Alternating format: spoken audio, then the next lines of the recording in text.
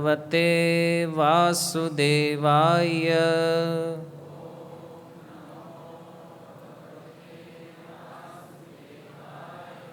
ઓમ નમો ભગવતે વાસુદેવાય.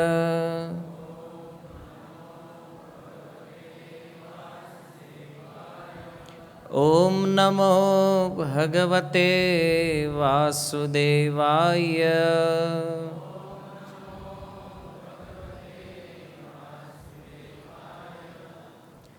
હરે કૃષ્ણ. શ્રીમદ્ ભગવદ્ ગીતા અધ્યાય 1 શ્લોક ક્રમાંક 15. પાંચજન્યમ ઋષિકેશો દેવદત્તમ ધનંજય પૌંડ્રમ દગ્મો મહાશંખમ ભીમકર્માવૃકોદર. પાંચજન્યમ ઋષિકેશો દેવદત્તમ ધનંજય પૌંડ્રમ દગ્મો મહાશંખમ ભીમકર્માવૃકોદર. પાંચજન્યમ ઋષિકેશો દેવદત્તમ ધનંજય પૌંડ્રમ દગ્મો મહાશંખમ ભીમકર્માવૃકોદર.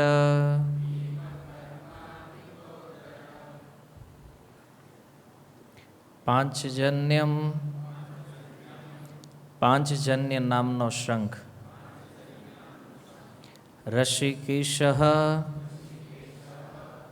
ઋષિકેશ કૃષ્ણ જેવો ભક્તોની ઇન્દ્રિયોને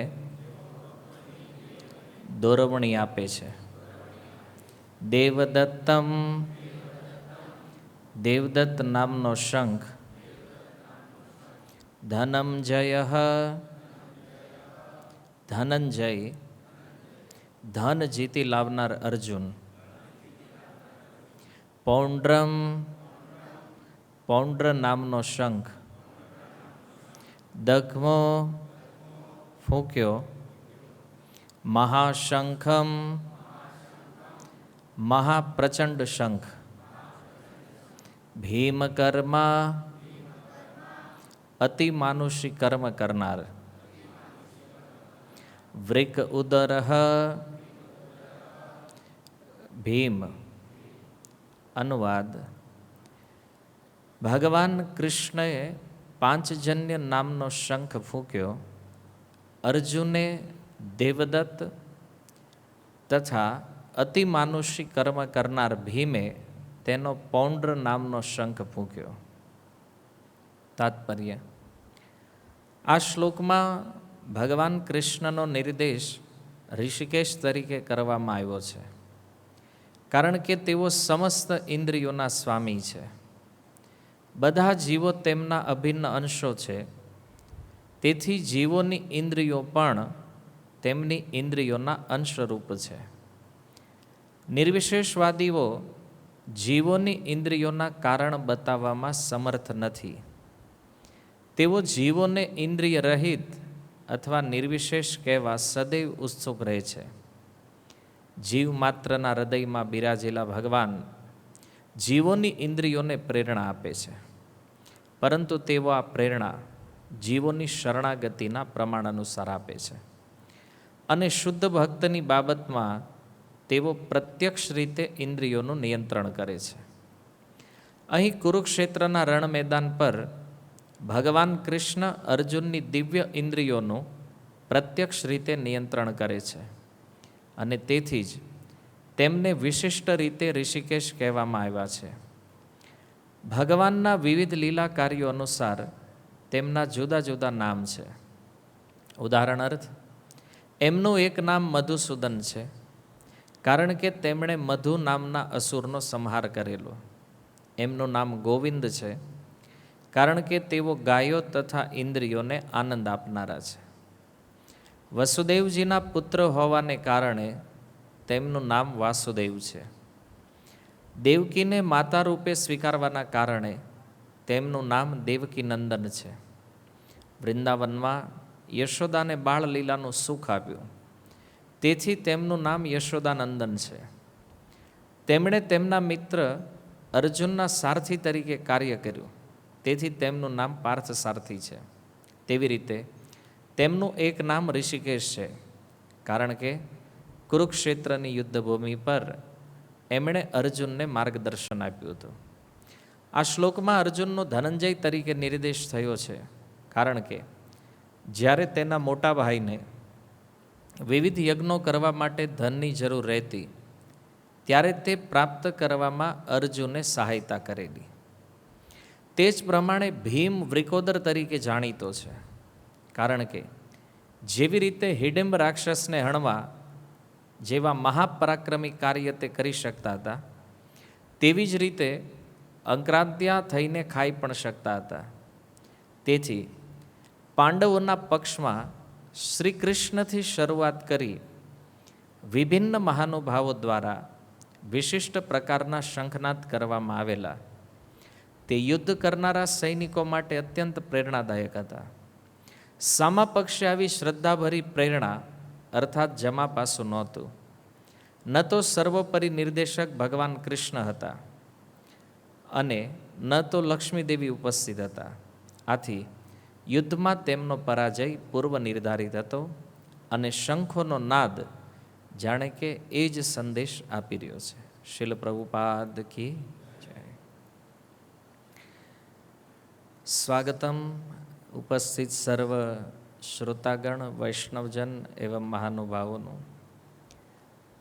આપણે શ્રીમદ ભગવદ્ ગીતાના પ્રથમ અધ્યાયની ચર્ચા કરી રહ્યા છીએ, જેમાં ધૃતરાષ્ટ્ર દ્વારા પૂછાયેલા જે પ્રશ્ન છે એનો ઉત્તર આપતા સંજય ખૂબ સુંદર પ્રસ્તુતિકરણ કરી રહ્યા છે.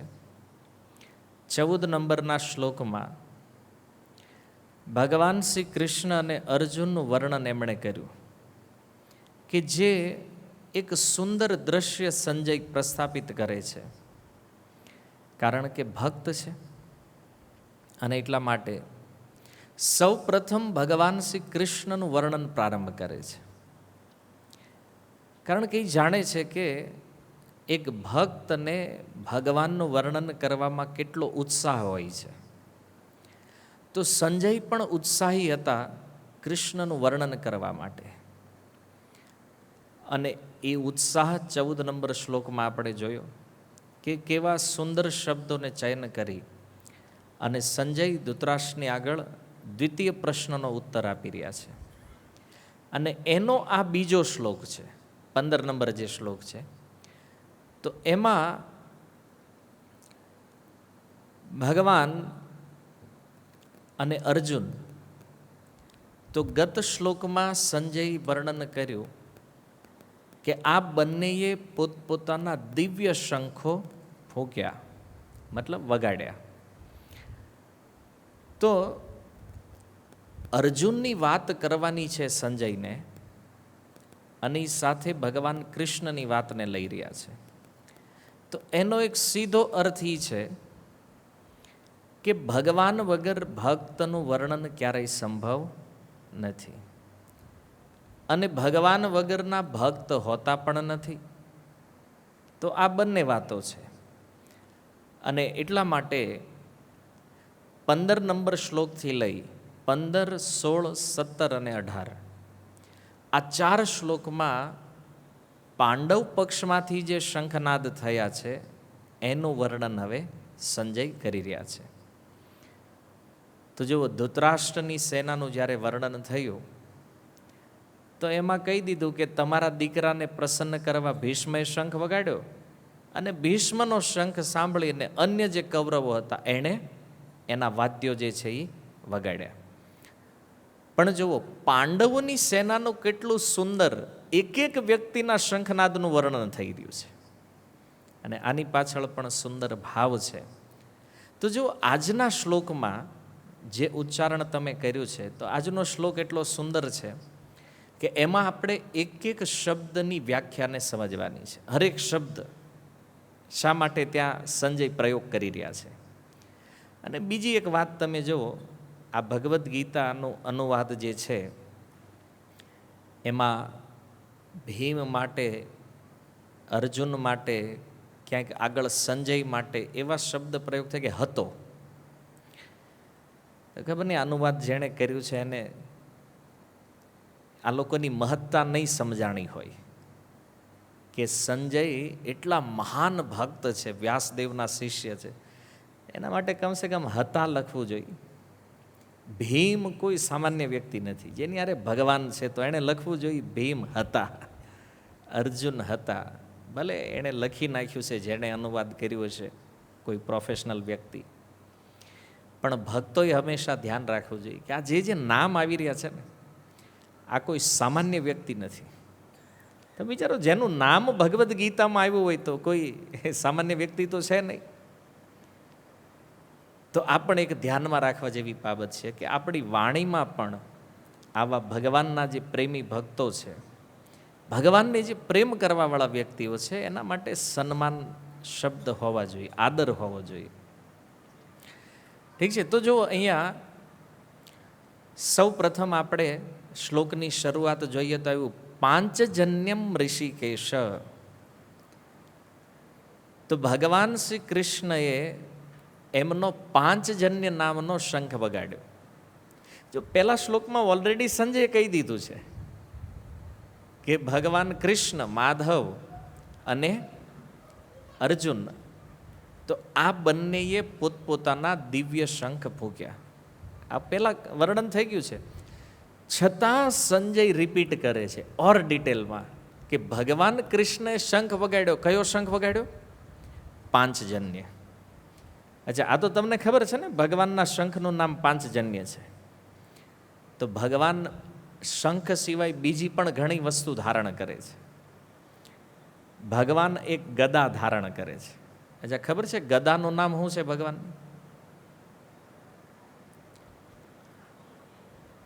કૌમોદકી ગદા, કૌમુદી નહીં. ઓકે, ભગવાન એક તલવાર રાખે. તલવારનું નામ ખબર છે? હે, તમે કૃષ્ણ ભક્ત છો ભાઈ, તમે ભગવાનના આયુધોનો ખ્યાલ હોવો જોઈએ. નંદક. ભગવાનની તલવારનું નામ શું છે? નંદક. ઓકે, ચક્ર તો તમે જાણતા હશો. ચક્રનું નામ શું છે? સુદર્શન.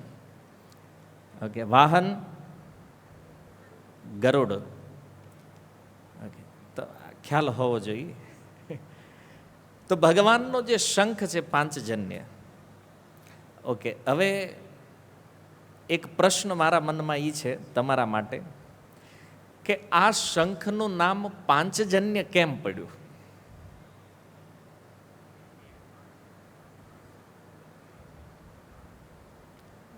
ઓકે, પ્રભુજીએ કીધું પાંચજન્ય નામનો એક અસુર હતો જેનો વધ ભગવાને કર્યો, એટલે એનું નામ પાંચજન્ય થયું. બરાબર છે. એના બોડીથી, એના હડ્ડીથી જે પ્રકારે આ શંખ પ્રગટ થયો છે. અચ્છા, તો ભાગવતમાં ધ્રુવ મહારાજ પાસે જ્યારે ભગવાન આવ્યા, એના હાથમાં એક શંખ હતો. ત્યારે યાદ છે કથા તમને ધ્રુવ મહારાજની? શંખ હતો ને જે ભગવાનને ગાલે અડાડ્યો હતો, એ ક્યાંથી આવ્યો? અથવા એ શંખનું નામ શું હતું ખબર છે? પાંચજન્ય. આ દ્વાપરમાં આવ્યો હતો, સતયુગમાં કેવી રીતે આવ્યો? લીલા વિચારણીય છે ભાઈ. કળિયુગની અંદર ભગવાન કૃષ્ણએ જ્યારે એનો વધ કર્યો તો પાંચજન્ય આવ્યો. તો ધ્રુવ મહારાજને જે અડાડ્યો ગાલે, એ શંખ કયો હતો? ક્યાંથી આવ્યો છે? વિચારણીય પ્રશ્ન છે. આવો પહેલાં આપણે એ સમજીએ કે આનું નામ પાંચજન્ય કેમ થયું છે. તો એક વાત સમજો કે ભગવાનના ધામની અંદર ભગવાનના જે આયુધો છે, ભગવાન જે આયુધ ગ્રહણ કરે છે, શંખ, ચક્ર, ગદા, પદ્મ, તો આ બધા કોઈ જડ પદાર્થ નથી, જીવ તત્વ છે. કારણ શું છે કે ભગવાનના ધામમાં જડ વસ્તુનો પ્રવેશ છે જ નહીં. જડ વસ્તુ ભગવાનના ધામમાં છે જ નહીં. જે કાંઈ છે એ બધું જીવ તત્વ છે. એટલે શંખ પણ એક વ્યક્તિ છે, ગદા પણ એક વ્યક્તિ છે, અને જોવું ક્યારેક ક્યારેક અવતાર લઈને અહીંયા પ્રગટ પણ થાય છે પૃથ્વી ઉપર આલવારોના રૂપમાં. શ્રી સંપ્રદાયમાં આ બધા આયુધો આચાર્ય બનીને આવ્યા છે, અને એમણે સુંદર ભક્તિનો પ્રચાર કર્યો છે. ભગવાન જે માળા પહેરે છે ને ગળામાં, એ માળાનો પણ અવતાર, એ માળા પણ એક વ્યક્તિ છે. ભગવાનના કાનમાં કુંડળ છે તો એ પણ એક વ્યક્તિ છે. આ બધું જીવ તત્વ છે.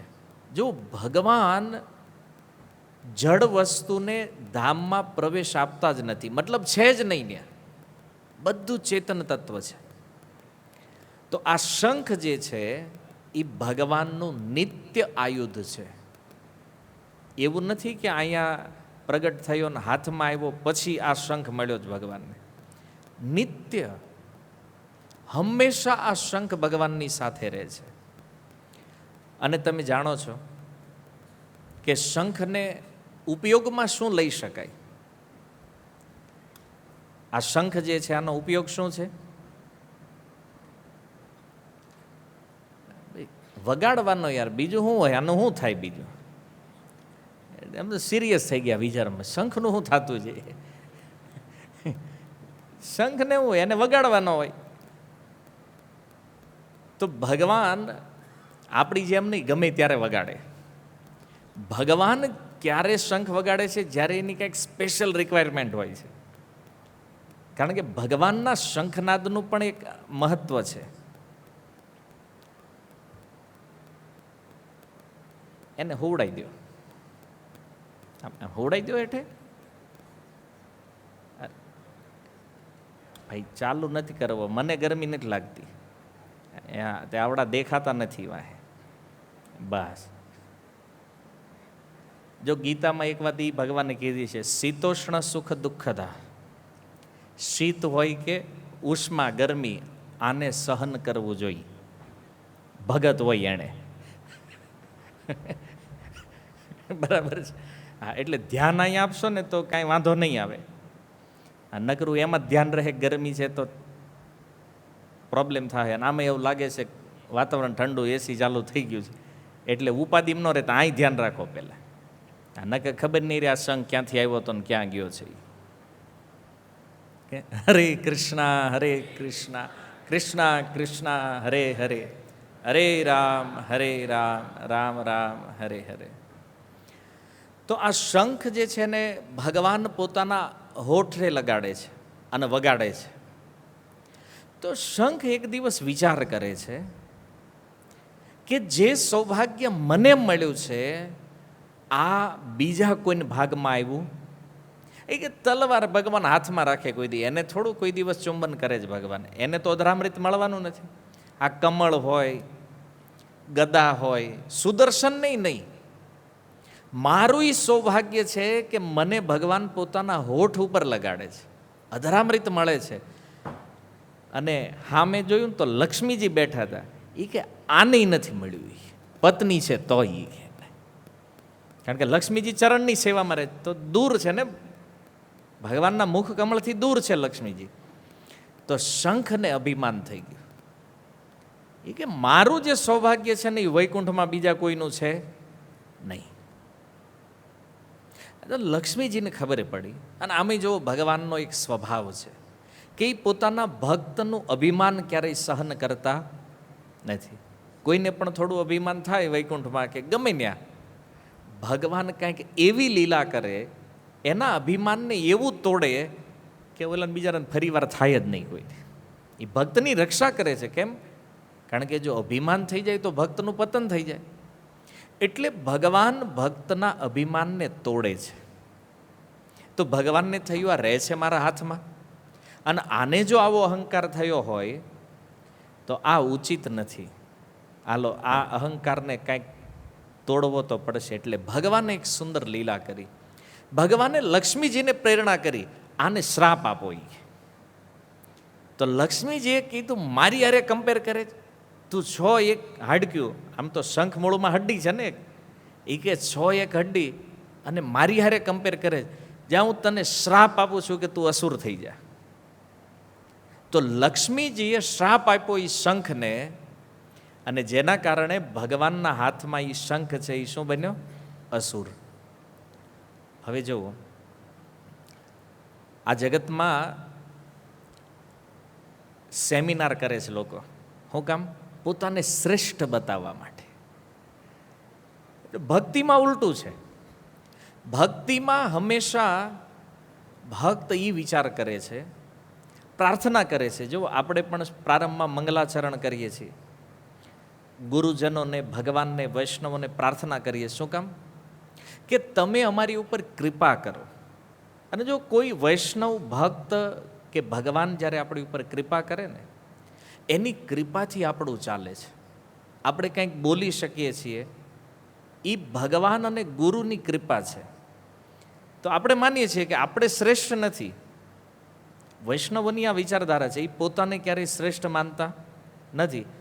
પણ તમે બહારની દુનિયામાં જુઓ તો તમે જ્યારે પબ્લિક સ્પીકિંગ કોર્સ શીખવા માટે જાઓ ને, એટલે તમને પહેલાં શું શીખવાડે કે તમે જ્યારે એન્ટ્રી કરો પબ્લિકમાં, તો તમારી એન્ટ્રી ધમાકેદાર હોવી જોઈએ.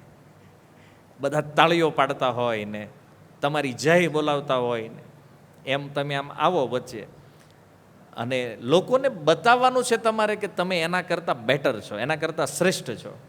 આવું બધું મોટિવેશન હાલતું હોય દુનિયામાં. જુઓ, આ અભિમાન સિવાય બીજું કાંઈ વધારતું નથી. આમાં કેવલ અહંકાર વધે છે. અને પછી એ અભિમાનીઓને બોલાવ્યા થતા નથી. આપણને ખબર છે ને શું થાય પછી. લોકો કહેતા હોય આન બહુ વધારે હવા આવી ગઈ છે. અને આવી બધી ભાષા આપણા માટે પણ પ્રયોગ થાય છે.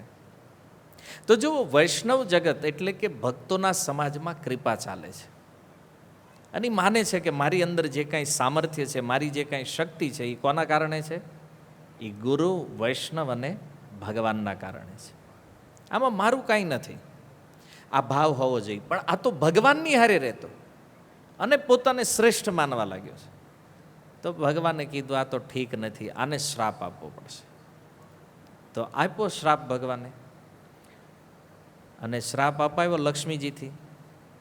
અસુર બન્યો, અને અસુર જ્યારે બને છે તો પંચજન નામનો અસુર બન્યો છે. આનું નામ શું છે? પંચજન. હવે ભગવાન શ્રી કૃષ્ણ જ્યારે સાંદીપની મુનિના ગુરુકુળમાં ગયા વિદ્યાભ્યાસ માટે, તો 64 દિવસની અંદર ભગવાને 64 વિદ્યાઓને ગ્રહણ કરી લીધી. પહેલાં ધોરણ સિસ્ટમ નહોતી કે આવડી ગયું હોય તો એમાં વરહ કાઢવું જ પડે, એવું નહીં. એ બધું બહુ સિમ્પલ સિસ્ટમ હતી. તો જુઓ, જ્યારે એમનો વિદ્યાભ્યાસ પૂર્ણ થયો ત્યારે સાંદીપની મુનિ એ જાણે છે કે આ કૃષ્ણ જે છે એ કોણ છે? ભગવાન છે. હવે કૃષ્ણ ભગવાન છે તો ભગવાને કીધું કે અમારો વિદ્યાભ્યાસ પૂર્ણ થયો, તો ગુરુજી બોલો દક્ષિણા શું આપીએ તમને? તો સાંદીપની મુનિએ કીધું એક કામ કરો ને, હું ગુરુ માતા સાથે ડિસ્કસ કરી લઉં પહેલાં, દક્ષિણામાં શું લેવું જોઈએ. કારણ કે કૃષ્ણ દેવાવાળા સામાન્ય નથી. તો સાંદીપની મુનિને થયું કે એની પાસેથી સામાન્ય વસ્તુ મગાય નહીં, આની પાસેથી કંઈક વિશેષ વસ્તુ લેવા જેવી છે. તો સાંદીપની મુનિ અને ગુરુ માતા બે વિચાર કરે. સાંદીપની મુનિએ કીધું કે જો આ કૃષ્ણ જે છે ને એ ભગવાન છે, હાલાકી મારું સૌભાગ્ય છે કે મને ગુરુ બનાવી અને મારી પાસે વિદ્યા શીખવા માટે આવ્યા છે, પણ એ છે તો પરબ્રહ્મ, આ ભગવાન છે. તો આણે ગુરુ દક્ષિણાનું કીધું શું માગવું જોઈએ? તો એમની પત્ની જે છે એણે કીધું એક કામ કરો, આપણો પુત્ર, જો આ ભગવાન છે તો આપણો એક પુત્ર મરી ગયો છે 1 વર્ષ પૂર્વ, એને પાછો માગો.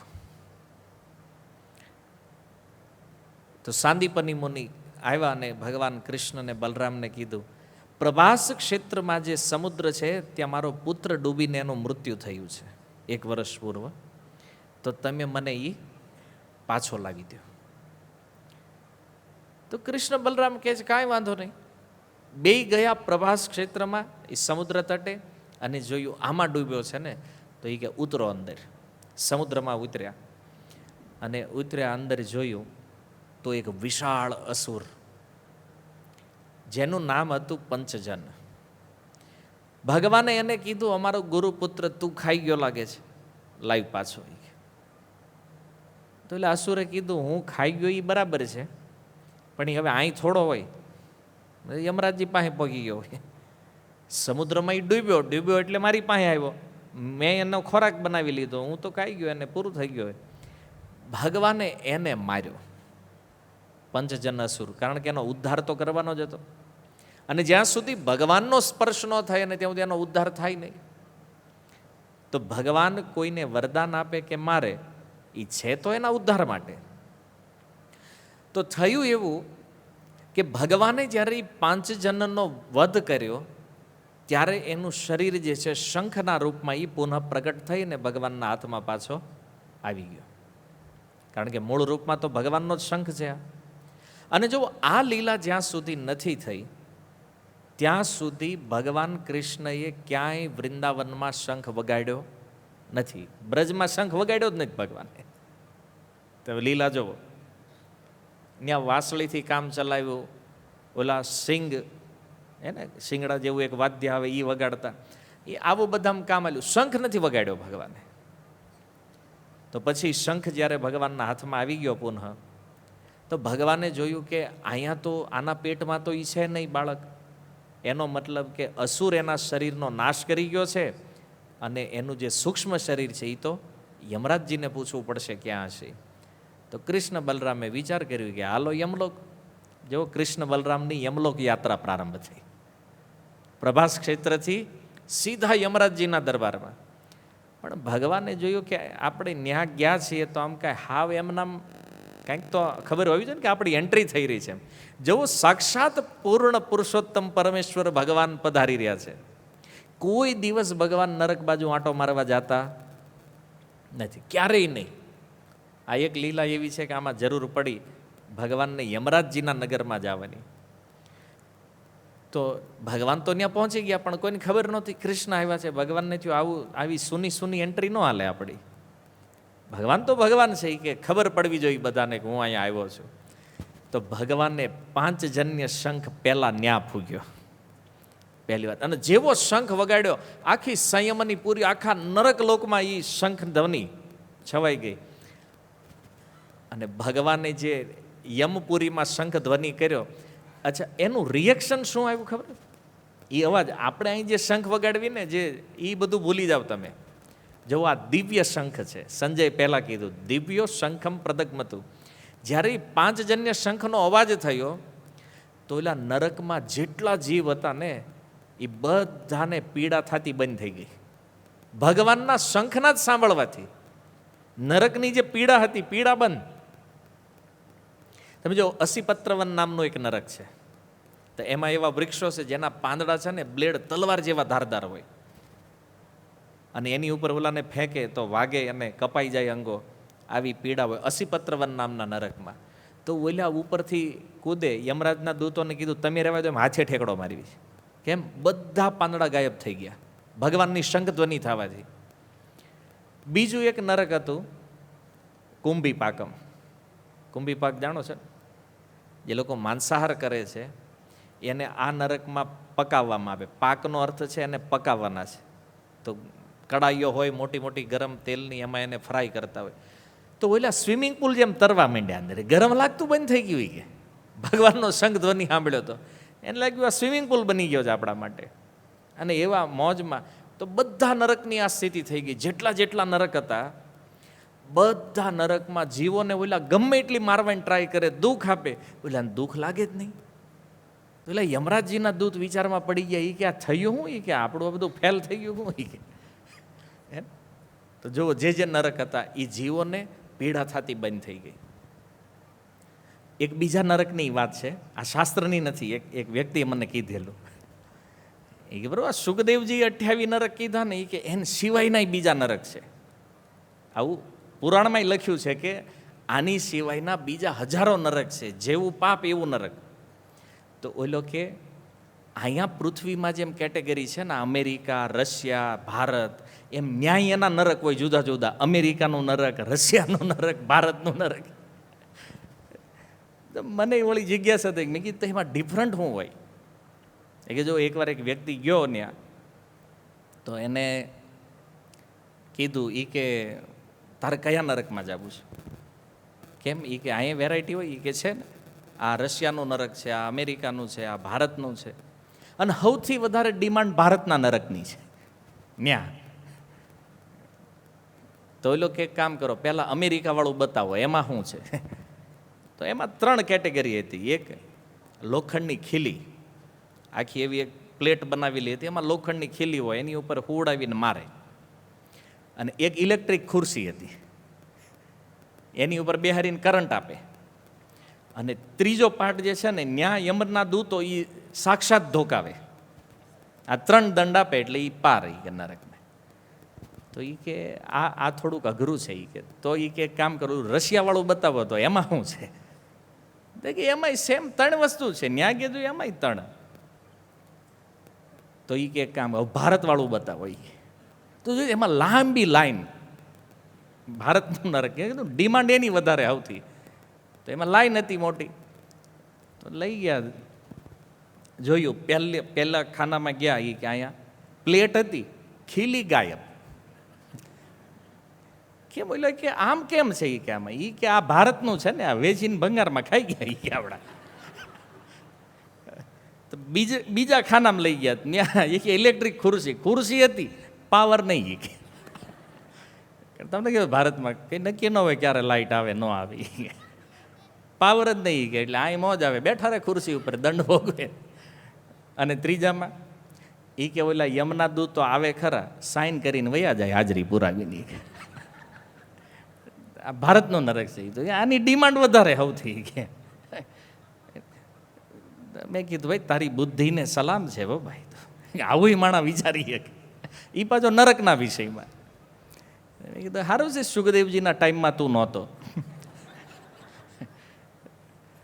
નગર 28 નારે તારા યા 3 નરક જોડે તારે વારી પાસે. તો ભગવાનના શંખનાદ, દિવ્ય શંખ વાગ્યો તો બધાની યમયાતના સમાપ્ત થઈ ગઈ, બધાની પીડા. જુઓ, શંખનાદ, શંખ ધ્વનિ શ્રવણ કરવા માત્રથી પીડા વહી ગઈ એટલું નહીં, પણ એ જેટલા નરકમાં જીવ હતા, જે સમયે ભગવાન કૃષ્ણને ગયા, જેટલો સમય પાંચજન્ય શંખની ધ્વનિ થઈ, એ સમયના તમામ જીવો ત્યાંથી સીધા વૈકુંઠ વયા ગયા, ડાયરેક્ટ ભગવાનના ધામ.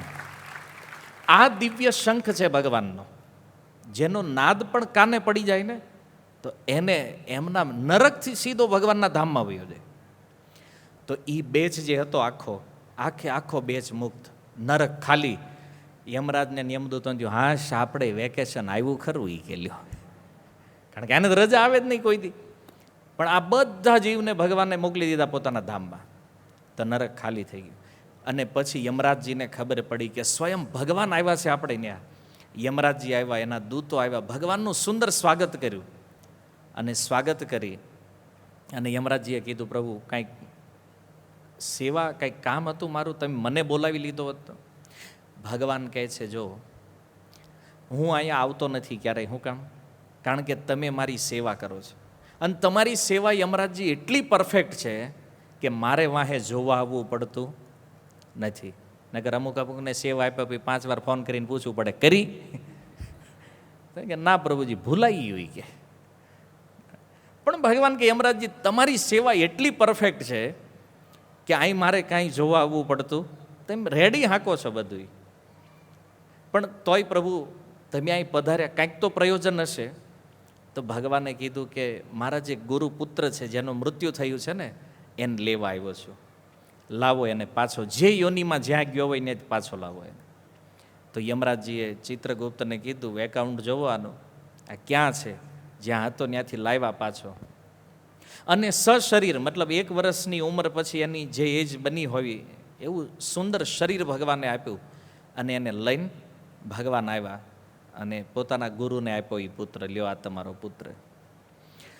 તો કહેવાનો અર્થ એ છે કે ભગવાનનો આ શંખ એટલો દિવ્ય છે કે એ નરકનો એ આખો બેજ ભગવાનના ધામમાં વયો ગયો.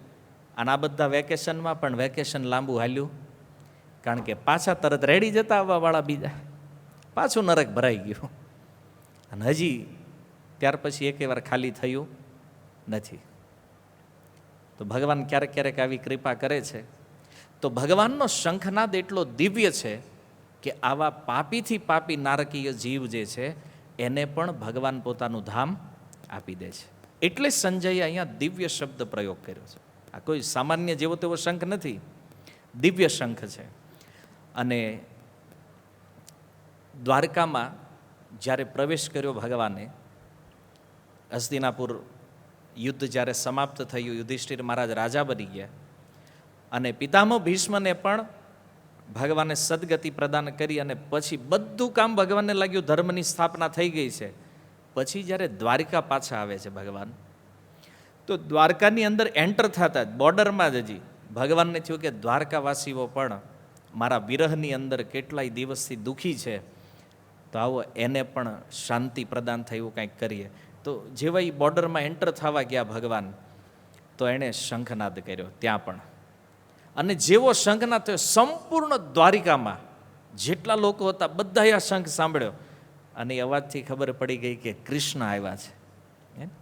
તો કે જેમ મરુભૂમિમાં જેમ વર્ષાનું આગમન થાય એમ ભગવાનના આવવાથી દ્વારકાવાસીઓના હૃદયમાં જે આનંદ, આમ તો સમુદ્ર કિનારે રહેતા હતા પણ સમુદ્રની અંદર જેમ મોજા ઉછળે એમ આનંદ એના હૃદયમાં ઉછળવા. હા, આટલા સમય પછી અમને કૃષ્ણનું દર્શન થવાનું છે. અને બહુ લાંબો ટાઈમ વહી ગયો તો ભગવાન ગયા છે દ્વારકાથી. અને જો એકવાર રિટર્ન થયા હતા પણ કુંતી મહારાણીએ પ્રાર્થના કરીને રોકી લીધા હતા, વળી 4 મહિના રોકાઈ ગયા પાછા. એટલે વિચારો, ટાઈમ ઘણો લાંબો થઈ ગયો હતો. દ્વારકાવાસીઓએ દર્શન નથી કર્યું કૃષ્ણનું. તમે જુઓ, કોઈને ભગવાનના વિગ્રહમાં પ્રેમ થઈ જાય ને તો એ નિયમ બનાવી લે, રોજ મંદિર જાવું દર્શન કરવા. તો વિચારો, જ્યાં સાક્ષાત દ્વારકાધીશ વાસ કરે તો એને તો રોજ જોયા વગર કેમ હાલે ભાઈ? અને એમાંય લગભગ વર્ષથી વધારે ટાઈમ નીકળી ગયેલો આમાં. કૃષ્ણ દ્વારકા નથી ગયા અને 1 વર્ષ પછી જ્યારે ભગવાન દ્વારકામાં આવે છે તો તમે જોઈ શકો એને ભગવાનને મળવાની લાલસા કેવી છે. તો ભગવાનને થયું કે કમસે કમ એંધાણી તો આપું. તો એમણે ત્યાં પણ દિવ્ય શંખનાદ કર્યો અને દ્વારકાવાસીઓ જોઈ રહ્યા છે. જેવો અવાજ સંભળાણો ને તો તરત જ આવ્યા બધા એ સ્થાન ઉપર જ્યાં કૃષ્ણ પહોંચ્યા છે અને જ્યાં ભગવાન હજી શંખ વગાડી રહ્યા છે. તો બધાએ જોયું શંખનો રંગ કેવો છે? સફેદ. ભગવાનના હાથમાં જે 5 જન્ય શંખ છે ને એ શ્વેત રંગ છે. અને ભગવાનના હોઠ જે છે એનો રંગ કેવો છે? લાલ. કેવો લાલ છે? લાલ ઘણા હોય. તમે કેવી, જો આને ટી શર્ટ પહેરવી લાલ છે, પેલો મૃદંગનો પટ્ટોય લાલ છે, આની બોર્ડર લાલ છે ને, બધા આમાંય 2-4 લાલ કલર, બધા જુદા જુદા છે. નહીં, તમે ધ્યાનપૂર્વક જો શ્રવણ કરતા હોય ને તો આ બધું ખબર હોય. દામોદર અષ્ટકમમાં ભગવાનના હોઠનું વર્ણન છે. દીપદાન કરો છો ને હર વર્ષે એમાં, તો દામોદર અષ્ટકમ તો તમને આવડતું છે પણ એમાં ધ્યાન નથી દીધું આપણે કે એમાં શું કીધું છે. એમાં છે મોહશ્ચુંબિતમ બિંબ રક્તાધરમ મેં. ભગવાનના હોઠ જે છે એ કેવા છે? રક્ત. રક્ત માને લાલ. રક્ત અધરમ, લાલ રંગના એ હોઠ છે. તો એની ઉપમા આપી છે બિંબ. બિંબ એક ફળ છે, બિંબ ફળ જેને કહેવાય છે. તો એ બિંબ ફળ જેવું લાલ રંગનું છે, એવા લાલ રંગ ભગવાનના છે હોઠના. નેચરલ. આપણે કલર બદલાવો હોય તો લિપસ્ટિક લગાડવી પડે હે ને? ભગવાનને નેચરલ છે, એને કાંઈ લગાડવાની જરૂર નથી. નેચરલ લાલ રંગ છે ભગવાનના હોઠનો. અને એ જ્યારે સફેદ શંખને ટચ કર્યું ભગવાને, તો થયું હું કે ભગવાનનો લાલ રંગ જે છે ને એ શંખમાં ઉતર્યો. ક્યાં સુધી? ખબર ને, શંખ વગાડવામાં એક લાંબો શ્વાસ જોઈએ. તો તો એ શ્વાસ ભગવાન જે શંખનાદ કરી રહ્યા છે, તો એ શંખનાદ પૂરો થાય ત્યાં એ શંખ કેવો થઈ ગયો? લાલ રંગનો. આ દ્વારકાવાસીઓએ જોયું, કૃષ્ણ જે શંખનાદ કરી રહ્યા છે એ કે શંખ ધોળો હતો, લાલ કેમ થઈ ગયો? તો ભગવાનના અધરોનો સ્પર્શ થયો તો એ રંગ એમાં ઉતરી ગયો છે. તો જો ભગવાનના હાથ જે છે એની ઉપમા આપી છે કમળ સાથે, કે છે હસ્ત કમળ, અને શંખની ઉપમા આપી છે હંસની સાથે. હવે તમે કીધું એ હવે અહીંયા આવશે કે કમળનો રંગ તો લાલ છે અને શંખ સફેદ છે, તો ભગવાનના હાથમાં એ શંખ કેવો લાગે છે? તો કહે છે જેમ કોઈ કમળની ઉપર હંસ બેઠો હોય. વાત એમ જોયું નહીં હોય, પછી આવું ક્યારેય જોયું નથી ને, કમળ હોય ને એની ઉપર હંસ બેઠો હોય. માનસરોવર જાવ તો ક્યારેક દર્શન થાય. તો જેમ એ લાલ કમળમાં સફેદ હંસ બેઠો હોય ને, એવો શંખ શોભાયમાન છે ભગવાનના હાથમાં. તો આ પાંચજન્ય શંખની કથા છે જે ભગવાને પોતાના હાથમાં ધારણ. નિત્ય શંખ છે આ, સનાતન શંખ છે ભગવાનનો. એવું નથી કોઈ લીલાઓમાં આવે છે તો એ પહેલાં નહોતો. ઘણીવાર લોકો કથા વાંચતા હોય ભાગવત, તો જોવે કે ભગવાને તો દ્વાપરમાં શંખ પ્રાપ્ત કર્યો, તો ભાઈ ધ્રુવ પાસે હતો એ શંખ ક્યાંથી આવ્યો? ને આવો વિચાર કરીને હું કે આ બધું આવું જ લાગે છે, ગડબડી ગયા. જેવો ગુરુના આશ્રયમાં બેસીને જ્યાં સુધી અધ્યયન ન થાય ને શાસ્ત્રોનું, ત્યાં સુધી આવી જ બધી ગડબડો મગજમાં આવતી જાય, તર્ક વિતર્ક આવ્યા કરે અને ભગવાનમાં શ્રદ્ધા થતી. પણ જ્યારે મૂળ આચાર્યોના ભાવથી જ્યારે આ કથાઓને સમજીએ તો આમાં ખબર પડે કે આનો કેટલો સુંદર ભાવ છે. તો આ એક શબ્દ થયો પાંચજન્યમ. બીજો શબ્દ છે ઋષિકેશ. હવે આ પાંચજન્ય શંખ કોના હાથમાં છે? ભગવાન કૃષ્ણના હાથમાં. અચ્છા, કૃષ્ણના હાથમાં છે તો અહીંયા ભગવાનનું સંબોધન ઋષિકેશ તરીકે થયું છે. તો ઋષિકેશનો અર્થ શું છે? ઋષિક કહે છે ઇન્દ્રિયોને, અને ઈશનો અર્થ છે સ્વામી. જે ઇન્દ્રિયોના સ્વામી છે એને ઋષિકેશ કહેવામાં આવે છે. પણ ભગવાન માટે આ શબ્દ એક વિશેષ રૂપથી પ્રયોગ થયો છે કે ભગવાન ન કેવલ પોતાની ઇન્દ્રિયોના સ્વામી છે, અપિતુ સંપૂર્ણ સંસારમાં જેટલી પણ ઇન્દ્રિયો છે, આ બધી ઇન્દ્રિયોના સ્વામી કોણ છે? ભગવાન છે. એટલા માટે એને ઋષિકેશ કહેવામાં આવ્યા છે. તમે જો શરીરમાં ઇન્દ્રિયા હોય પણ જો એમાં ચેતના ન હોય તો ઇન્દ્રિયો કામ કરે ખરી? નથી કરતી. અચ્છા, ચેતનાનો સ્ત્રોત કોણ છે? આપણા શરીરમાં જે ચેતના છે ક્યાંથી આવે છે? આત્મા. ઓકે, તો ઇન્દ્રિયા શરીરમાં છે પણ જો ચેતના ન હોય તો કામ કરતી નથી. ચેતના જે છે એનો આધાર આત્મા છે, અને આત્માનો આધાર કોણ છે? પરમાત્મા. તો અલ્ટિમેટ ઇન્દ્રિયા કોના બળથી કામ કરે છે? ભગવાનની શક્તિથી કાર્ય કરે છે. એટલા માટે એ ભગવાનનું એક નામ ઋષિકેશ છે. આ ઇન્દ્રિયોના સ્વામી છે. અને જુઓ, ઇન્દ્રિયા જેમ ચેતના ઉપર આશ્રિત છે, એમ પાંડવો જે છે ને એ ભગવાનને આશ્રિત છે. અને એટલા માટે ભગવાને જ્યારે શંખનાદ કર્યો ને તો પાંડવો ઉત્સાહી થઈ ગયા, અને પાંડવોએ પણ ઉત્સાહિત થઈ અને શંખનાદ કર્યો બધાએ. તો સંજય એ બતાવવા માંગે છે ધૃતરાષ્ટ્રને કે ધૃતરાષ્ટ્ર સાંભળો, પાંડવોએ પોતાની ઇન્દ્રિયોને કૃષ્ણની સેવામાં લગાડી છે, અને તમારો દીકરો જે છે ને દુર્યોધન, એણે ઇન્દ્રિયોને પોતાની સેવામાં લગાડી છે, અને એટલા માટે એનો નાશ નિશ્ચિત છે. જો સંજય જે શ્લોકો આ બોલે છે ને, હરેક શ્લોકમાં ધૃતરાષ્ટ્રને એ કહેવા માંગે છે કે હારવાનું તો તમારા દીકરાઓએ છે. સંજયનો મૂળ ભાવ આ છે. શું કામ?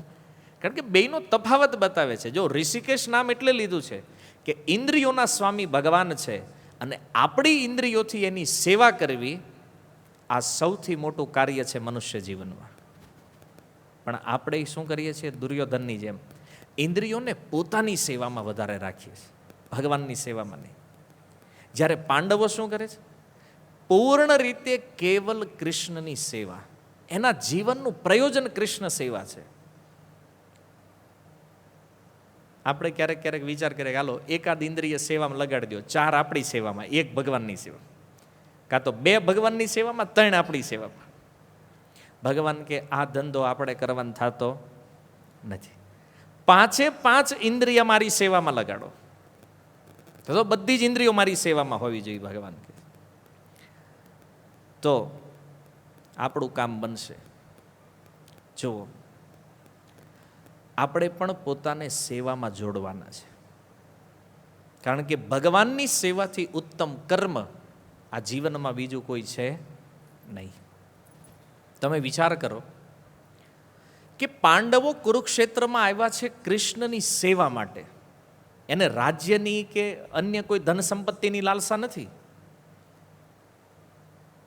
શું કામ યુદ્ધ કરવું છે? કૃષ્ણએ કીધું છે એટલા માટે. કૃષ્ણ માટે, કૃષ્ણ જે બોલે છે બસ એ કરવાનું થાય છે. અને એટલા માટે આપણે પણ આ શીખવાનું છે પાંડવોના જીવનમાંથી કે આપણું જીવન પણ કોના માટે હોવું જોઈએ? કૃષ્ણ માટે, કૃષ્ણની સેવા માટે. તૈયાર છીએ આપણે? પાક્કું? કાલથી ખબર સવારે મંગળ આરતીમાં કેટલાક આવે તો 4:30 આવી જાજો ભાઈ, સેવા કરવી છે. એટલે પૂછે ને ઓલા સેમિનાર વાળા, આર યુ રેડી? આ બેઠા બેઠા મુંડી હલાવે. આ હમણાં રવિવારે મહિનામાં એકવાર સેવા આવે, દેખાતા નથી આમાંથી કેટલાય. આવું થાય છે કે નહીં? યાર ક્યાં ગાયબ થઈ જાય છે રવિવારે? સંસારની સેવામાં. અને અહીંયા કહે છે ને ના, કૃષ્ણની સેવા કરી. પ્રેક્ટિકલ આવો ફિલ્ડમાં, જેમ પાંડવો આવ્યા છે. જીવનમાં એટલું કષ્ટ આવ્યો, એટલી સમસ્યાઓ આવી, છતાં કર્યું છે એ જે કૃષ્ણ કહે છે. પાંડવોએ જીવનમાં જે કાંઈ કર્યું છે ને એનો એકમાત્ર ઉદ્દેશ કૃષ્ણ સેવા છે. અને દુર્યોધને એના જીવનમાં જે કાંઈ કર્યું છે એનો એકમાત્ર ઉદ્દેશ્ય ઇન્દ્રિય ભોગ છે. અને જે ભોગ ભોગવવામાં જીવનને પાર કરે છે એનો નાશ નિશ્ચિત થવાનો છે. એટલા માટે જ્યાં સુધી આપણી ઇન્દ્રિયો કૃષ્ણની સેવામાં નહીં લાગે, બધી જ ઇન્દ્રિયા જ્યાં સુધી ભગવાનની સેવા નહીં કરે ત્યાં સુધી આપણો વિજય થવાનો નથી. જય કોની થાય? જેની સંપૂર્ણ ઇન્દ્રિયો કૃષ્ણની સેવામાં લાગી છે. આ જીવનના યુદ્ધમાં પણ વિજયી થશે અને સંસારના યુદ્ધમાં પણ વિજયી થશે.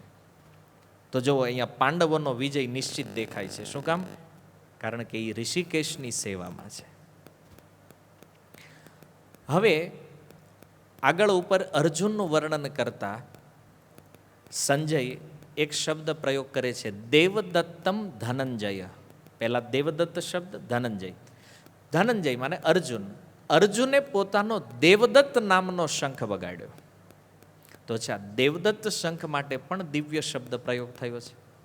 તો જેમ 5 જન્ય દિવ્ય છે એમ દેવદત્ત પણ દિવ્ય છે. તો આ દેવદત્ત શંખ ક્યાંથી મળ્યો? ગયા અઠવાડિયે જે કથા આપણે સાંભળી કે અર્જુને ખાંડવ વનનું દહન કર્યું અગ્નિદેવ માટે. તો અગ્નિદેવ જ્યારે ખાંડવ વનને ખાઈ રહ્યા હતા તો એ સમયે ખાંડવ વનની અંદર રહેવાવાળા જે હતા ને એ બધા ભાગ્યા ત્યાંથી. કંઈક અસુરો હતા, સર્પ હતા, પોતપોતાના ફેમિલીને લઈને જ્યાં દિશાઓ મળીને ત્યાં માંડ્યા ભાગવા. તો જેવું એ વન બળવા માંડ્યું ને તેમાંથી મય દાનવ જે છે એ બહાર નીકળ્યો. મય દાનવ એમાં વાસ કરતા હતા. તો જેવા એ ત્યાંથી બહાર નીકળ્યા તો ભગવાન કૃષ્ણે જોયું કે આ મય દાનવ છે, મતલબ આને તો મારવાનો થાય છે, ગમે એ થાય. હવે વિચાર કરો, કૃષ્ણએ નક્કી કર્યું કે આને મારવાનો છે, આને કોણ બચાવીએ કે? તો ભગવાને પાક્કો નિર્ણય લઈ લીધો કે આનો વધ કરો. કારણ કે વિનાશાય ચ દુષ્કૃતામ, દુષ્ટોનો વિનાશ કરવા તો ભગવાન આવ્યા છે, ધર્મની સ્થાપના કરવા. તો કે અહીંયા એક અસુર મળ્યો છે તો આને આઈનાને મારવા દઈ, બાકીના પછી જ્યાં મળે ત્યાં જોઈ લેવું એને. તો આને મારવા માટે થઈ અને ભગવાને જ્યારે તૈયારી કરી લીધી, મય દાનવ સમજી ગયો. એણે જોયું કે અર્જુનની પાછળ કૃષ્ણ છે તો એને ખબર પડી આ મારશે, 100% મારશે. તો એણે શું કર્યું? કૃષ્ણ કાંઈ કરે, કાંઈ બોલે એ પહેલાં આવીને અર્જુનના પગ પકડી લીધા. અર્જુનને કીધું હું તમને શરણાગત છું, તમે મારી રક્ષા કરો.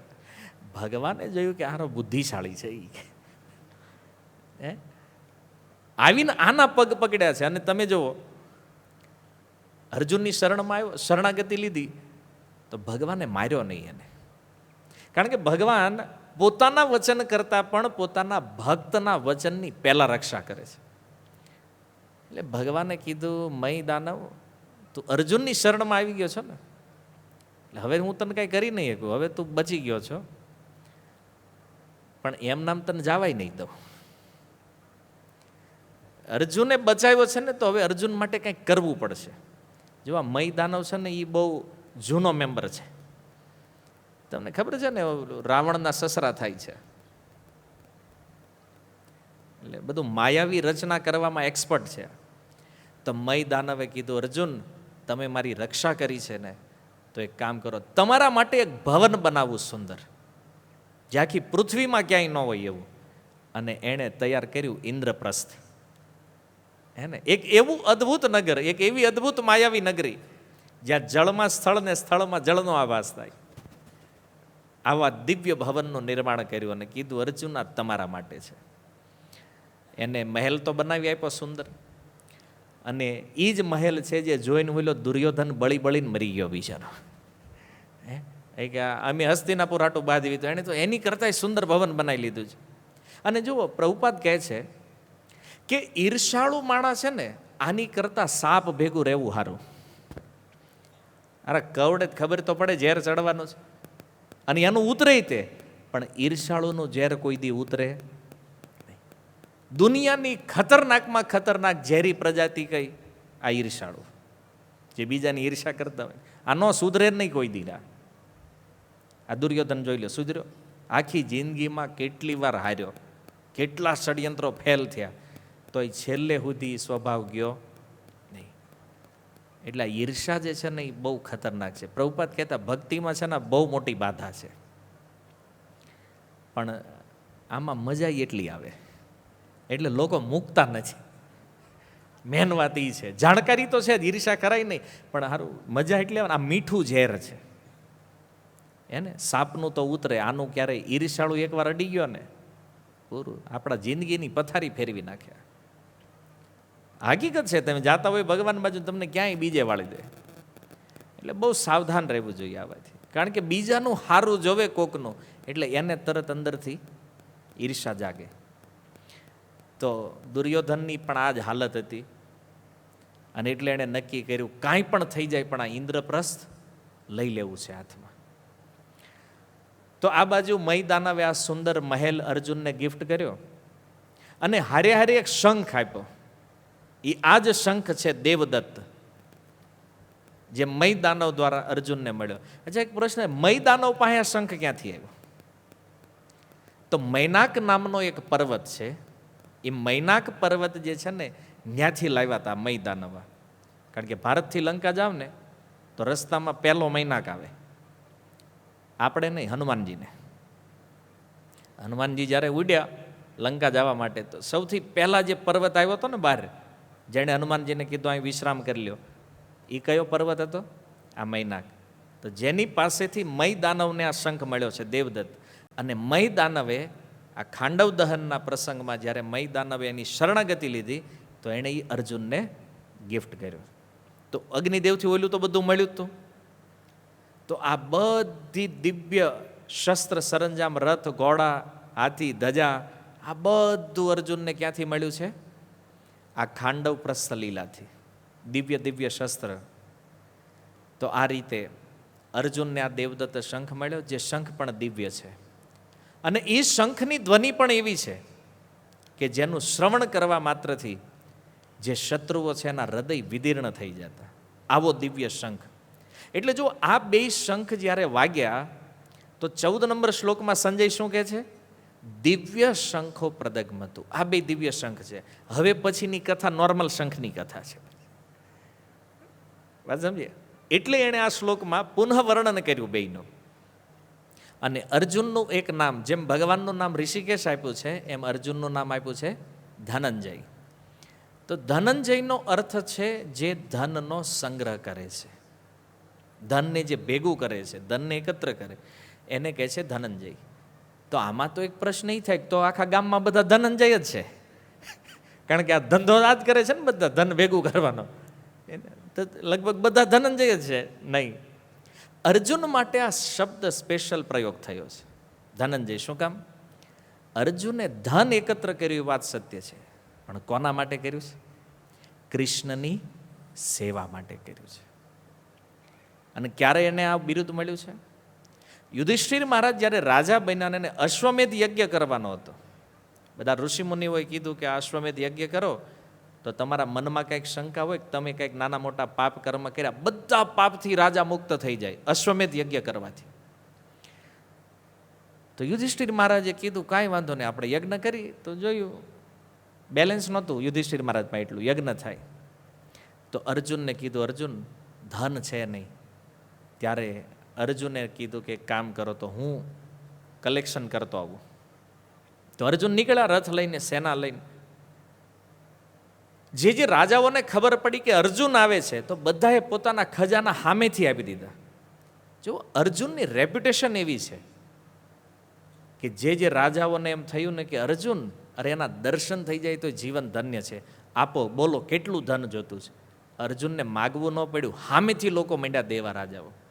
પણ આ બધા રાજાઓનું ધન ભેગું કર્યું તો અર્જુને જોયું કે આટલા ધનથી કામ થાય એમ નથી, આટલા ધનથી યજ્ઞ નહીં થાય. તો ઉત્તર દિશા બાજુ એણે પ્રયાણ કર્યું, હિમાલયની ઉત્તરે. અને જ્યાં ઋષિમુનિએ એમને સજેશન આપ્યું કે મરુત રાજાનું ધન જે છે, જુઓ યુધિષ્ઠિર મહારાજના પૂર્વમાં મરુત નામના એક રાજા થયા છે. અને આ મરુત રાજાએ એવા અશ્વમેધ યજ્ઞ કર્યા એકવાર કે ન ભૂતો ન ભવિષ્યથી આવો યજ્ઞ કોઈએ નથી કર્યો. એના યજ્ઞમાં જે લોકો જમવા આવતા ને, બધાને બેહવાના આસન સોનાના, થાળી હોનાની, વાટક્યા હોનાના, ચમચી હોનાની. યાર અત્યાર વખત તો મોજ પડી જતી. તમે જુઓ એ સમયમાં ભારત વર્ષનું ઐશ્વર્ય કેવું હતું. યજ્ઞની જે વેદી છે, મતલબ એ મંડપના જે થાંભલાઓ છે એ સોનાના, બધી બાજુ સુવર્ણ જ સુવર્ણ. અને બ્રાહ્મણો રોજ સોનાની થાળીમાં ભોજન કરે. અને જેમ આપણે પ્રસાદ લઈને પત્તર ફેંકી દેવી ને, એમ એ થાળી વાટક્યા ચમચી બધું ફેંકી દેતા. જો એ બ્રાહ્મણ કેટલા નિષ્કામ હશે એ જમાનામાં. સોનાની થાળીઓ જેમાં ખાય છે લઈ જવાની એને હોય તો એ લઈને જતા. જેમ આપણે પથ્થર ફેંકી દેવી છે ને પતરાવાળી, એમ એ ફેંકી દેતા. આપણા કાંઈ કામનું નથી. અને એ સોનાના મૈંડા ઢગલા થવાના હિમાલયમાં, જે સ્થાનમાં મરુત રાજાએ યજ્ઞ કર્યો. પછી મરુતનો યજ્ઞ સફળ થયો. એ તો સદેહ સ્વર્ગલોક વયા ગયા બધા, એ બ્રાહ્મણો તે, મરુત રાજા તે. અને બધું સુવર્ણ ત્યાં પડ્યું હતું હિમાલયમાં. અને વ્યાસદેવને ખબર હતી, તો એણે અર્જુનને કીધું કે અર્જુન, તારી સિવાય કોઈ લાવી શકે એમ નથી, તો તું જા અને ધન લઈ આવ, અને એનાથી આપણો યજ્ઞ પરિપૂર્ણ થાય. તો અર્જુન જ્યારે ત્યાં પહોંચે છે તો એ બધું ધન એણે પ્રાપ્ત કર્યું અર્જુને. જુઓ, એ સુવર્ણ તો મળ્યું. અને એનાથી પણ જ્યારે અર્જુન આગળ વધે છે તો આગળ વધતા વધતા હરિવર્ષ સુધી પહોંચ્યા. આ હરિવર્ષ શું છે એ જાણો છો ને? જંબુદ્વીપના 9 વિભાગ છે. આ જે ભૂલોક છે, ભૂલોકની મધ્યમાં મેરુ પર્વત જે છે, એ મેરુ પર્વતથી ફરતે જે પહેલો દ્વીપ જે છે, 7 દ્વીપ છે, એમાં પહેલો દ્વીપ છે જંબુદ્વીપ. અને જંબુદ્વીપના 9 ભાગ છે, 9 વિભાગ છે. એને 9 વર્ષ કહેવામાં આવે છે. જેમાં પહેલું છે અજનાબ વર્ષ, જેનું આગળ જતા નામ ભારત વર્ષ થયું. એવી રીતે ઇલાવરિત વર્ષ, હરિવર્ષ, રમ્યક વર્ષ, આ બધા અલગ અલગ વર્ષોના નામ છે.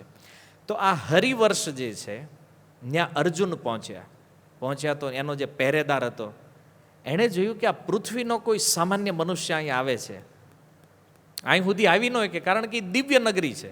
હવે જો એક વર્ષમાંથી બીજા વર્ષમાં જાવ હોય ને તો આ દેહે આપણે જઈ ન શકીએ. કાં તો તમારી પાસે સિદ્ધિ હોવી જોઈએ, દિવ્ય શરીર હોવું જોઈએ, નહીતર તમને એ દેખાય નહીં. નગર ઘણા કહે તમે આ વર્ણન કરો છો, દેખાડો એ છે ક્યાં આવી. તો એના માટે એ સ્થિતિ પણ હોવી જોઈએ. તો અર્જુન તો દિવ્ય છે, નરનારાયણમાં નર ઋષિ છે. તો એણે જઈને પૂછ્યું પહેરેદારને, મારે અંદર જવું છે. તો એલો પહેરેદાર આશ્ચર્યચકિત થઈ ગયો. એ કે હું દેખાવ છું તમને? એ કે હા, તો એટલે તો વાતો કરું તમારે રહી ગયા, દેખાતા ન હોય તો કોઈ બોલે એમ ના. તો એલો પહેરેદાર સમજી ગયો કે પૃથ્વીથી આવેલો વ્યક્તિ છે અને એને હું દેખાવશું એનો મતલબ આ કોઈ સામાન્ય વ્યક્તિ નથી. તો હરિવર્ષની અંદર એન્ટર થયા અર્જુન, અને ત્યાંથી પણ ત્યાંના જે નિવાસીઓ હતા, ત્યાંના જે રાજા હતા, એણે શું કર્યું? અર્જુનને ભેટ આપી. અને ભેટ સ્વરૂપ એટલું દિવ્ય ધન પ્રાપ્ત થયું અર્જુનને કે હવે કદાચ આંકડો ગણવામાં લગાડવીને તો મહાભારતમાં વ્યાસદેવે કીધું અનંત ધન અર્જુને પ્રાપ્ત કર્યું છે, અનંત કલેક્શન પ્રાપ્ત કર્યું અર્જુને. અને આટલું ધન મળ્યા પછી પણ અર્જુનને કોઈ પ્રકારનો અહંકાર નથી કે આ બધું મેં ધન લીધું છે, હવે તો જઈને આપણે જલસા જ નહીં. ધન મળ્યું છે પણ એ કૃષ્ણની સેવામાં લગાડવાનું છે. તો જેટલું પણ ધન આવ્યું છે બધું ભગવાનની સેવામાં લગાડ્યું. અને આપણને થાય પણ એ તો અશ્વમેધ યજ્ઞ હતો ને, યજ્ઞ થોડીને ભગવાનની પૂજા છે. જો ગીતામાં ક્લિયર ભગવાને કીધું કે યજ્ઞ સાક્ષાત મારું જ સ્વરૂપ છે, યજ્ઞ ભગવાનનું સ્વરૂપ છે. અને બીજું કે અહીંયા જે યજ્ઞ થવાનો છે એમાં સૌથી અગ્ર પૂજા કોની થવાની હતી? ભગવાન કૃષ્ણની. તો અર્જુનને થયું કે જ્યાં કૃષ્ણની અગ્ર પૂજા થવાની હોય તો પછી ત્યાં તો કાંઈ કમી હોવી જોઈએ નહીં, કારણ કે ભગવાન સાક્ષાત બેસવાના છે. અને એટલા માટે અર્જુને ભગવાનની સેવા માટે આ ધન સંચય કર્યું, અને ત્યારથી અર્જુનનું નામ ધનંજય થયું છે. ધનનું કલેક્શન કરવામાં જે એક્સપર્ટ છે. તો જો આપણે તે ડોનેશન લેવા જવામાં એક્સપર્ટ હોય ઘણા લોકો, પણ એ ડોનેશન પોતાના માટે નહીં, કોના માટે છે? ભગવાન માટે છે. તો એનો પૂર્ણ ઉપયોગ ક્યાં થવો જોઈએ? ભગવાનની સેવા માટે થવો જોઈએ. તો જો પ્રભુપાદજીએ પણ આ કર્યું. પ્રભુપાદ જ્યારે ભારતથી અમેરિકા ગયા ને, આજે પણ લોકો ભારતથી અમેરિકા જાય છે પૈસા કમાવા હાટુ. પ્રભુપાદ ધન કમાવા નહોતા ગયા. પ્રભુપાદ અમેરિકા ગયા હતા કૃષ્ણની કીર્તિનો પ્રચાર કરવા માટે. અને જુઓ પ્રભુપાદજીને પણ ગણી ન એકાય ને એટલું ધન મળ્યું, એટલા મોટા મોટા ઉદ્યોગપતિઓ મળ્યા, લોકો કરોડો કરોડો રૂપિયા પ્રભુપાદના ચરણોમાં મૂકી દેતા. પણ પ્રભુપાદજીએ એક પણ ધન, એક પણ પૈસાનો ઉપયોગ પોતાના માટે કર્યો નથી. તમામ સંપત્તિ એણે કૃષ્ણની સેવામાં લગાડી દીધી. અને જુઓ આ વિશ્વની અંદર આજે કેટલા મંદિરો ઊભા છે. પ્રભુપાદે એ જ કાર્ય કર્યું છે જે પૂર્વના યુગોમાં અર્જુને કર્યું છે, કે આખા વિશ્વમાંથી અઢળક ધન પ્રભુપાદ પાસે આવ્યું. પ્રભુપાદ જે કલેક્શન કર્યું એ ધનનું, પણ એક જ ઉદ્દેશ્ય હતો, કૃષ્ણ ભાવનામૃતનો પ્રચાર. તો આ જે ભગવાનને સમર્પિત છે એવા ભક્તો માટે પ્રભુપાદ વારંવાર કહેતા કે ભગવાનને જે શરણાગત છે આને ધનની કોઈ દી કમી રહે નહીં, કોઈ દી પૈસાની તાણ ન રહે. ને શું કામ? કારણ કે લક્ષ્મી સાક્ષાત એને ત્યાં વાસ કરે છે. કારણ કે જ્યાં નારાયણ વાસ કરે છે ત્યાં લક્ષ્મી તો આપણે આપ જવાની છે. અને એટલા માટે આ વિશ્વાસ આપણને હોવો જોઈએ કે ક્યાંય ધન ઓછું રહેવાનું, તમે કેવલ ભગવાન માટે કાર્ય કરો, ભગવાનની સેવા માટે આગળ વધો, ધનની કમી ભગવાન નહીં રહેવા દે. જુઓ અર્જુને શસ્ત્રથી શત્રુઓને પરાજિત કર્યા, અને પ્રભુપાદજી પાસે અમુક શત્રુ આવતા હતા, આટલા બધા પૈસા ઉઘરાવો છો ને શું કરો છો ને ક્યાં નાખો છો ને આમને તેમને. હવે દીધા ન હોય ને 1 રૂપિયો એ જ આ વહેલા પૂછે પાછા. આદત તો એને જ હોય. ઘણી વાર અમારે ન્યાય આવે છે એવા, આપણને પૂછે શું કર્યું આનું ને કેમ થયું ને, પહેલાં એને પૂછવું પડે તે કેટલા દીધા શીખે પહેલાં, પછી બીજી વાતો કરી દે. એમ દેવાવાળાને વાંધો નથી, લેવાવાળાને વાંધો નથી, તને શું તકલીફ છે ભાઈ? પણ હોય અમુકને એ આદત. પ્રભુપાદજી પાસે આવતા એ શત્રુ, તો પ્રભુપાદજી એને શાસ્ત્રથી પરાજિત કર્યા. અર્જુને શસ્ત્રથી, પ્રભુપાદજીએ શાસ્ત્રથી. તો આ રીતે અર્જુન જે છે એનું એક નામ ધનંજય ખૂબ પ્રસિદ્ધ છે. અને ગીતામાં પણ વારંવાર ભગવાન આ ધનંજય શબ્દનો પ્રયોગ કરે છે. તો ભીમકર્મા ત્યાર પછીનો શબ્દ છે ભીમકર્મા. ભીમકર્માનો અર્થ છે જેનું કર્મ ભયાનક છે. અને બીજો શબ્દ આવ્યો છે પૌંડ્ર. પૌંડ્ર. તો જો આ બંને શબ્દ તમે સમજી ગયા છો કોના માટે પ્રયોગ થયા છે. કોના માટે છે? ભીમ માટે. પૌંડ્રમ દગમો મહાશંખમ. તો હવે ભીમનો શંખ જે છે ને એ તે ભીમની સાઈઝ પ્રમાણે હતો, મોટો. બાકી બધાના શંખ નાના નાના, બાકી ભીમના શંખની સાઈઝ બહુ મોટી હતી. શું કામ? કારણ કે આ શંખમાં ભીમ ફૂંક મારે ફોડી નાખે નહીં. સામાન્ય કદાચ એને આપ્યો હોય હાથમાં તો હોય, કારણ કે કામ જ મોટા કરવાના એને. એટલે જો એના શંખ માટે પણ વર્ણન સંજય કહે છે, એનો શંખ પણ કેવો છે? વિશાળ. તો એ વિશાળ શંખ જેનું નામ હતું પૌંડ્ર, આ પૌંડ્ર નામનો શંખ ભીમના હાથમાં હતો. તો અર્જુન અને ભગવાન કૃષ્ણના શંખનાદ પછી કોણ શંખનાદ કરે છે? ભીમ. તો એનું વર્ણન અહીંયા થઈ રહ્યું છે. તો અહીંયા બે વિશેષણ આવ્યા છે એના માટે. એક છે ભીમકર્મા અને બીજું છે બ્રિકોદર. તો ભીમનો એક અર્થ થાય ભયાનક, કર્મ માને કાર્ય, જેના કાર્ય બહુ ભયાનક હોય. તો આપણે જોઈએ છીએ સંસારમાં 3 પ્રકારના કર્મ હોય. એક મનથી, એક વાણીથી અને શરીરથી. 3 પ્રકારે કર્મ થાય. પણ આ ભાઈ ભીમ એવા હતા કે આના 3 કર્મ ભયાનક હતા એને. પણ કોની સામે? જે લોકો અધર્મ કરે, જે અન્યાય કરે, જે દુષ્ટ છે, એના માટે ભીમનું કર્મ ભયાનક હોય છે. દુષ્ટો સાથે ભીમનો વ્યવહાર ભયાનક છે. સજ્જનો હારે ભીમનો વ્યવહાર બહુ સૌમ્ય છે. સજ્જનો હારે ભીમ બાળકની સમાન રહે છે. અને ભીમના મનમાં એક વિચાર હતો કે મારે કૌરવો હારે ભયાનક કર્મ કરવું છે, પણ અવસર નહોતો મળતો. ભીમ વાટે હતા, એ કે ક્યારે ચાન્સ મળે, અને એ ચાન્સ અહીં મળે. જો સંજય જાણે છે કે ભીમ અવસરની શોધમાં છે, અને એ દુર્યોધનના આ બધા જે કાંઈ ષડયંત્રો છે, સંજયને બધી ખબર છે. એ ધૃતરાષ્ટ્રને એ સમજાવવા માગે છે. ત્રીજું નામ એટલે ભીમનું લીધું છે કે બીજા કોઈ કાંઈ કરે કે નહીં, પણ કૌરવો માટે આ ભીમનું કર્મ હંમેશા ભયાનક રહેવાનું છે.